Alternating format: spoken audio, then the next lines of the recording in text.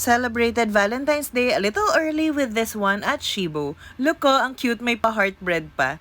Matagal-tagal din kaming hindi kumain dito sa Shibo kaya na-miss namin. This branch is in Shangri-La Mall, cozy, nasa gitna lang siya ng mga stores. Usually, we celebrate outside a few days before Valentine's Day para sa mismong day nasa bahay lang kami. This is the linguine alla ghiotta. It has bacon, sauteed mushrooms, cream, and parmesan. Look ko, may pa-heartbreads pa sila this Valentine's Day. We ordered yung smallest serving nila na for sharing, tapos pinasplit namin into 2. Ang generous nila sa porchetta, nakakatuwa, and the cream is just right.